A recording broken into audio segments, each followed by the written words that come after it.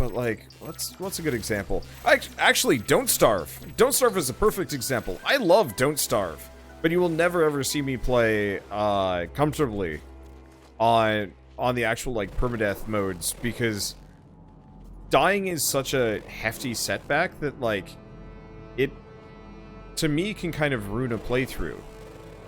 And I realize it's one of those that you're just supposed to go as far as you can without getting wrecked.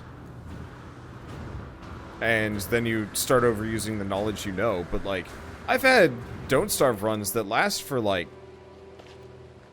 15, 20 hours. And it's not very enjoyable when you get to some, like, random cascade failure and there's no recovering from it. You're dead and you have to start from the very beginning. And so, like, in a game, in a roguelike, I can say, alright, whatever, you know, I'm just back half an hour, 15 minutes, even an hour. But that's the point of the game anyway. You know, with Enter the Gungeon, Binding of Isaac, like, okay, sure, you got killed on the Hush, or whatever the new last boss is that I barely ever fought.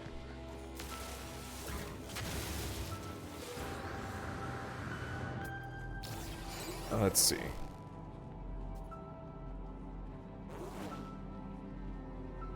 What do we got here? There's the buried tech. But that's because the games are kind of built to be, like, run through that fast. And anything longer than that, I'm just like, I now have no more interest in playing this game until, like, the desire to play it again, like, strikes, because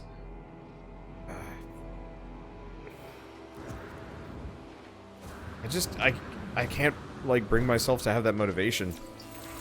And also, from a completely different angle, I actually really don't like very realistic games. Like, how do I describe it? Well, monkeys aren't that interesting to me. Now, if it were Ancestors, the alien kind, you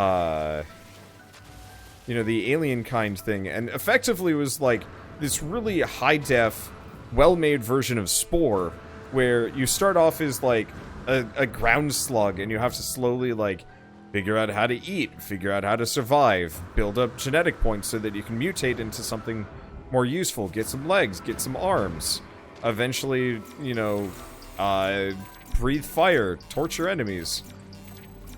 You know, if they had marketed that game and had the game be that, oh boy, you better bet I would have played it on, like, day of...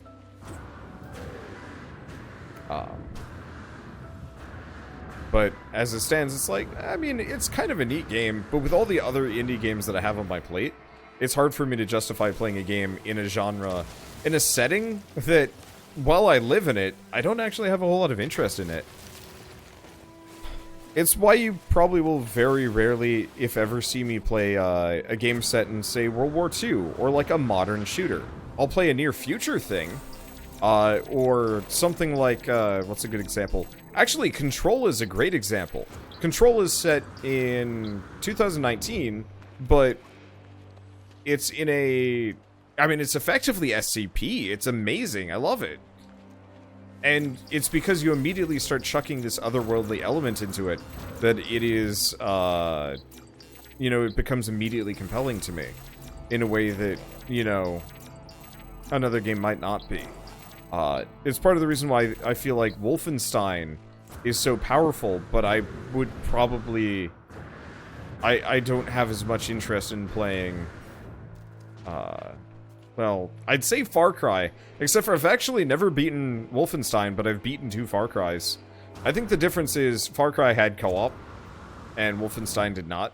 Until recently, but I've also heard the most recent Wolfenstein has problems. Also, seeing as that was a 2-part question, will I be playing Destiny when it releases in October? I would love to. Let's see, not even to cathartically beat up Nazis? Honestly... I've played Nazi... Well, I played Sniper Elite. If the gameplay is good enough, sometimes I will. I will make exceptions, because I really like the Sniper Elite games. Because it is fun sniping down Nazis left and right.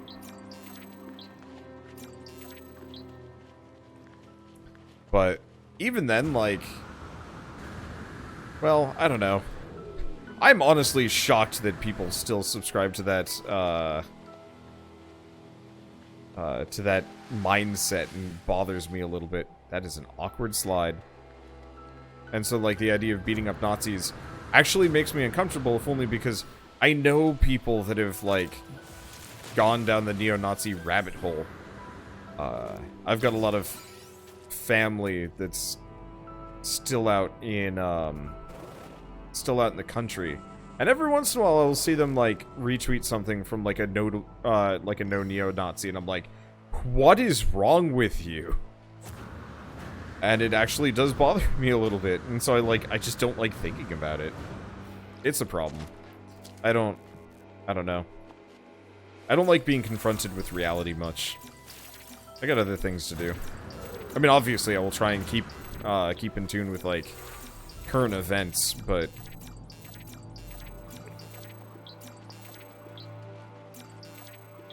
I don't know. I'm learning a lot of Viking words. It'll make it easy to talk. But yeah, I want to play, let's talk Destiny 2, seeing as that came up. And that's actually, so this is kind of a weird thing for me, because I really would like to stick to more MMOs in the future. I think my problem with Destiny 2, it did not get very good viewership when it came out, but I think it was also in, like, a really bad state when it first came out on, Steam. Or not Steam, on PC. Because I think it was already out on PS4 for a while. And people weren't happy with it, so when it launched on the Blizzard store, and I could finally play it, no one cared, which makes sense. I mean, most of the viewership had already moved on to newer, more interesting games. And so this time it seems like people are actually going to get into it because it's going to be free to play and also on a much more popular platform. And so I'm going to try much more aggressively to actually stick with it and play it this time. Because I do actually really legitimately love co-op looter shooters, especially really pretty sci-fi ones. And now that the content has expanded,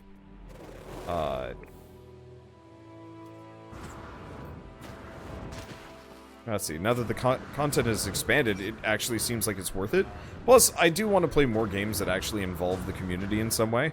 Because I think I would actually really enjoy being able to play... Well, we did Guild Wars 2 a while back. And that was actually a lot of fun. Because, more or less, we had like 30 people or so. Or more, just running around as like a giant group.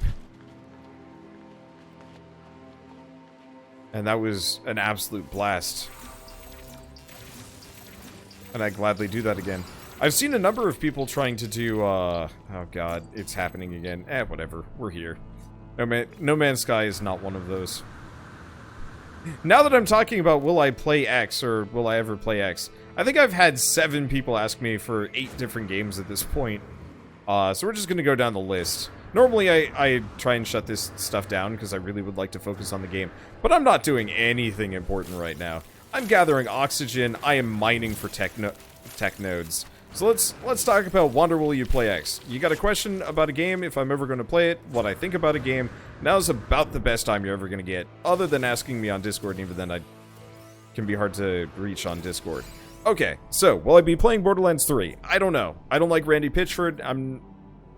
I have mixed feelings on Gearbox as a whole, because it's not the, nicest place to work from what I've heard. And so, like, heck if I know. They've reached out to me. I could get a press copy if I wanted to. My problem is just, like, I will admit, I've actually never liked Borderlands that much. Let's see, will I ever finish The Witness? Maybe. I mean, I pretty much have to cheat to win, though, at this point. Because I've totally forgotten everything. Unless I'm, like, 5 seconds... I think I am actually 5 seconds from the finale, which is hilarious. So I could actually put up, like, a 3-minute video of the ending.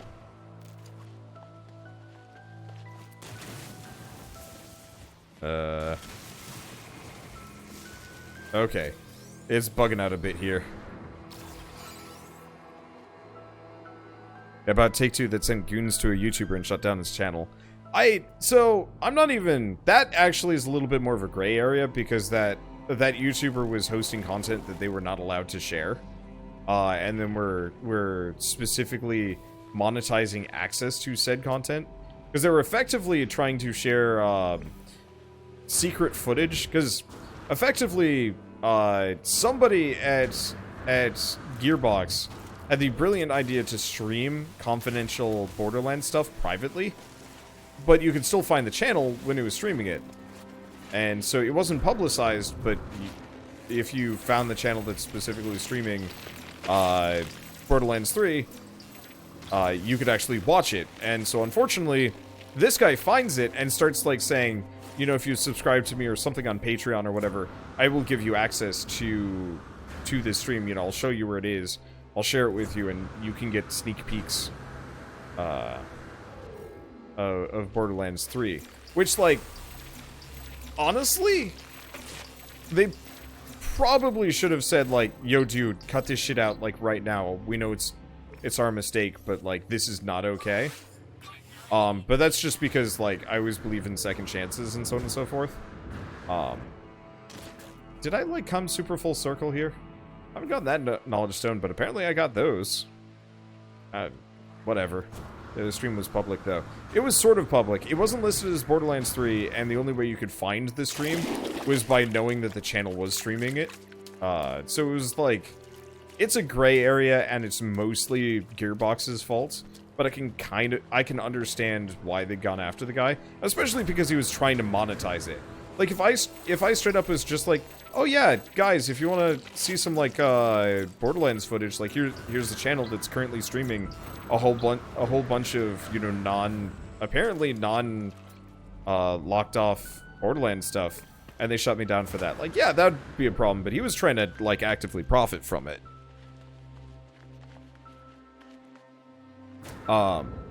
If not that, then there should have been no issue with him sharing it. He was under no NDA.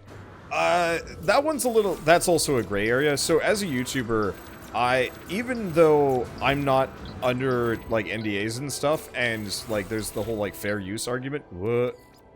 Hello, world. But, you know, I might not be under an NDA. There are no contracts for, like, half these games. But if a developer wanted to sit down and copyright take down every single video on their game, that would probably be their right. It'd be fascinatingly stupid of a developer to ever start just copyright takedowning videos without a good reason. But it is actually their right to... it is actually, like, a developer's right to say, no, you're not allowed to have that. You are not allowed to share this footage or this game or anything like that.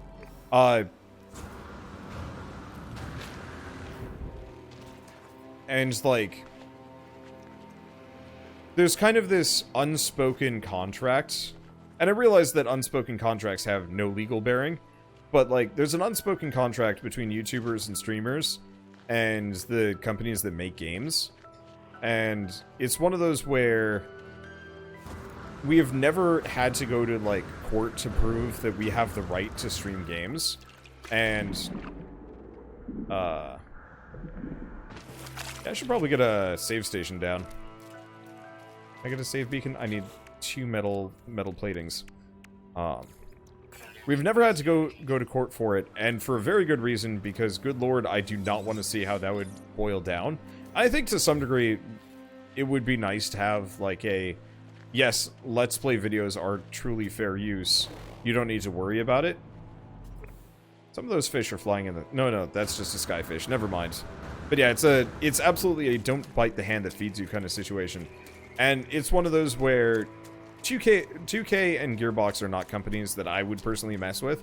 Like, I've goofed really hard once. And I got really lucky. It was the Warhammer Chaos Bane people.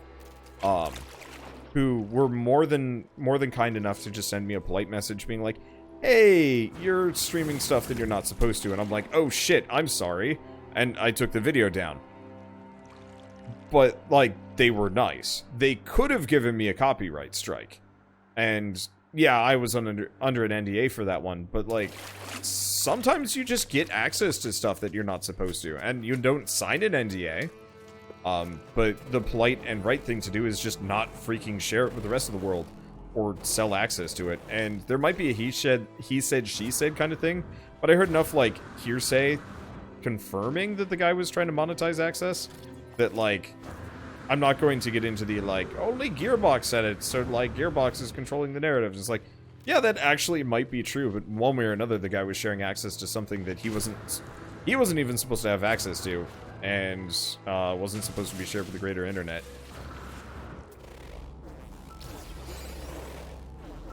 And yeah, I realize it's a shitty situation, but God, if I got super secret if I somehow stumbled across a dev copy of Cyberpunk 2077 at PAX, just floating around on a flash drive somewhere, I would probably not even load it up. I'd probably just be like, well, this does not go anywhere. I'd probably send them an email and be like, yo, I've got a spare flash drive. Do you want me to like mail it to you or destroy it or something?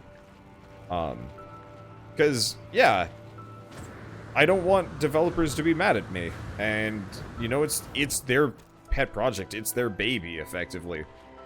And sure, their baby might be hideous or buggy, or everybody and their mother might want to, you know, play with said baby. This is getting kind of weird, but still.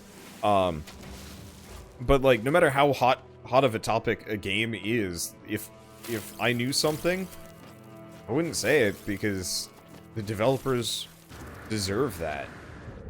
You know, they're the ones putting all this hard work and effort into it, and to like steal that away from them, especially potentially for money, yeah, I'd say that guy went too far.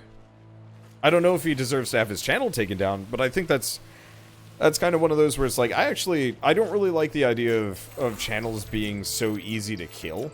I realize channels that are like flagrantly and repeatedly breaking rules in terms of service and stuff. Let's see. But did I never get that module? Well, we're close.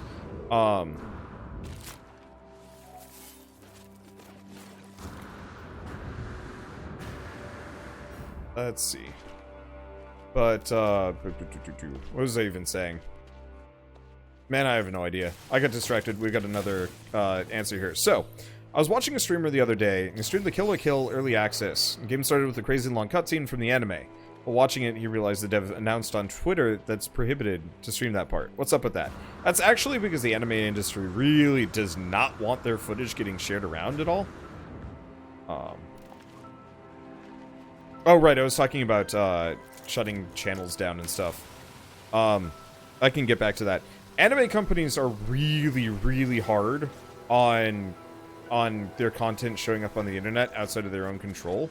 Almost to the point of being too overzealous. Easy example would be Akira Toriyama, I believe, and the whole, which is close, that's closer. The DBZ Abridged stuff, which is an actual, like, parody and is mostly fair use. It's a little bit of a gray area, but only if you're, like, quibbling, for the most part. But DBZ The Abridged is absolutely, like, fair use, but specifically they've had to deal with takedowns constantly for their entire existence. And yeah, it's highly transformative, it changes a lot, rewrites the whole thing, and really, straight up does not impinge upon, well, it does not take down or harm the DBZ franchise in any way. In fact, I would say, personally, I would have lost interest in Dragon Ball Z a long time ago if it hadn't been for DBZ The Abridged. But, you know, that's me. Anyway, let's see. I will not argue with this. I think you're correct. However, Take-Two went about doing what they did felt wrong. Using the legal system to accomplish their goal seems to me would have been... wait, what? Okay. Oh, you mean to go after the guy legally? Yeah, probably. So we're gonna go back to that one a little bit. I don't like the fact that a channel can get taken down so easily. by another company. You know, say if I did make a big oops and I put out 3 videos on... Actually, easy example would be Atomic Crops. I had to be really careful because Atomic Crops is coming out in the next couple of days. And admittedly, like, I doubt Raw Fury would even... Well, they'd probably care. They'd probably be like, come on, Wander, seriously? Because I'm actually friends with, you know, the publisher, and also the developer watches my videos. But I had to be careful with the Atomic Crops stuff, because I almost streamed it the other day without even looking, because I was like, embargo. But no, there's actually an embargo for that. And so, say if I put out, like, 3 videos or something, the developer could actually go, like, super vindictive and get my channel taken down. This happened, actually with the Star Mazer game a while back, where the, one of the composers went rogue and effectively was just like, I'm gonna take everybody down with me. And it's like, oh boy, you are crazy pants. And there was another guy recently, actually, a vindictive Minecraft YouTuber that I think is actually currently being sued by YouTube itself. But the guy effectively was taking down videos, sending copyright strikes. He'd send 2, and then effectively blackmail them, saying, I'm gonna send another unless you pay me X amount of money. Which is, of course, insane and evil. And, like, I don't like the idea of people abusing the system, but even then, like, I feel like first offenses should always be kind of, not light necessarily, but at least as far as YouTube goes. I think YouTube should just take down the videos and then be like, okay, you're not banned, but do not do that again. And then, you know, Gearbox could go after them in court and be like, you know, you've damaged our product, pay us X amount of money in damages, blah, blah, blah. And, like, I feel like that would be slightly more okay. If only because I see, well, I mean, YouTube is my job. This is my livelihood, and if I lost this, like, it would be a significant hit to my life. And so I guess no matter what, I can't help but, I guess, sympathize, empathize with people a little bit. Whose channels get taken down, even if they did some colossal screw up. It's hard for me to say that their livelihood should be immediately ripped away from them.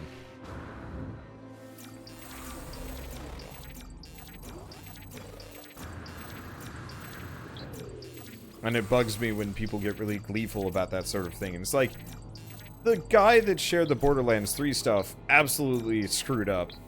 I don't know if his channel should have gotten taken down, but he absolutely should have gotten slapped. Let's see. Rules are there too, and actually does prevent bullying, but too many laws replaces good trust good men. You get legal bullying. Yeah, I don't know. I mean, no matter what, I think this is always going to be just this, like, lurking over this industry. And for the most part, it'll never actually been that much of an issue. But let's see. It'll be, honestly, I'd say this is going to be the kind of thing that only happens, like, once in a blue moon. That somebody's actually going to get their channel, like, taken away from them as a result of their actions. Usually people behave well and aren't trying to game the system too much. But it'll happen here and there, and I don't know how to feel about it. I don't like it. The guy made a mistake. Gearbox definitely was heavy-handed. They would have been better off just probably suing the guy or something, but I don't even know. It's also one of those where I actually do know my, I do actually know my, well... Oh, interesting. You can actually loot the gassy pods off these guys. That's cool. I didn't know about that. Let's see. What the... Oh. There's a lot of these things around. But yeah, I know YouTube absolutely has to, rely on bots for this sort of thing. I have a YouTube manager. I got to talk with him on... I mean, I guess I still have a YouTube manager. It's weird. He's officially no longer my manager, but we still have calls where we talk about how my channel is doing and stuff. So I don't really know where I stand, but it's fine. It's just kind of cool to have somebody to talk to that's on the inside. Even if for the most part he's just like, yeah, we can't really do much about that. But hey, at least he's gonna prevent the new upload system from screwing me over, which is good.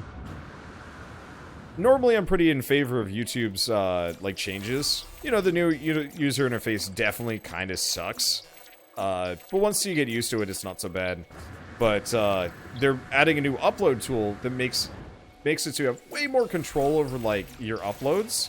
The problem is you can only upload one video at a time, which is kind of bad for somebody like me who uploads, I don't know, I think I uploaded 70 videos today. Trying to do that one at a time would suck. And so he said that he was going to try and get it so that I am one of the exceptions to that system, and I won't have to upload 70 videos. I would actually have to either do them manually one by one, which I could also do. It would suck. It wouldn't be that fun. Or I could just open up like a unholy amount of tabs and just upload that way.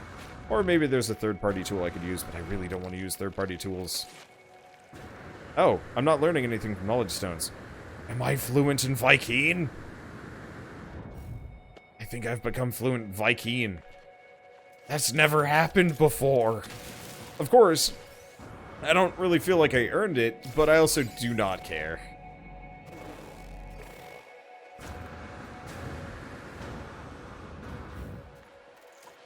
Let's see. Wonder, have you seen Clannad? Isn't that the one with the girl that's like really obsessed with Dongo? I think I saw it. I think it was too depressing for me.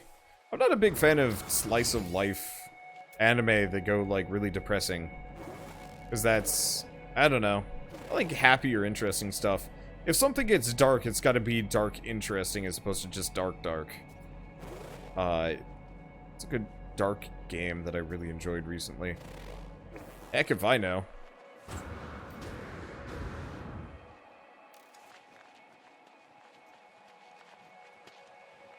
Let's see, Wonder, are you going to be playing Code Vein? Yes, I will be. I'm pretty sure I'm going to be playing Code Vein, and I'm 90% certain I'm just going to coax Shell into playing Code Vein with me. Yeah, what about the SCP game you were playing yesterday? Yeah, Control? Control is the perfect kind of dark. People are dying, there's weird some kind of weird mind control alien that's, like, screwing with people, so on and so forth. Like, that, oh, that's exactly the kind of thing I'm down for. I don't really like pointlessly edgy stuff, but if it's, like, dark with a point, and the point is usually sci-fi, yeah, that's what I'm about.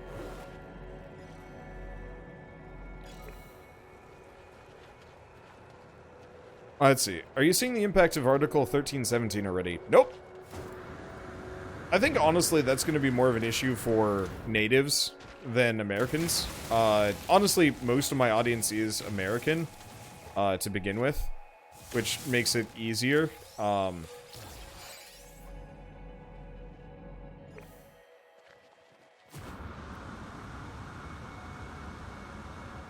Let's see. But no. I don't know when we're gonna see any, like,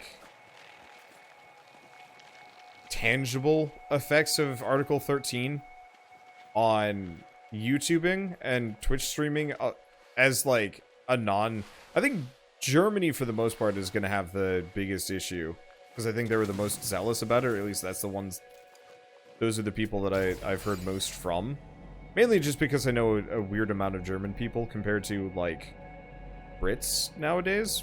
I don't know. I used to know, like, a non-stop amount of British people, but they've all fallen off the map.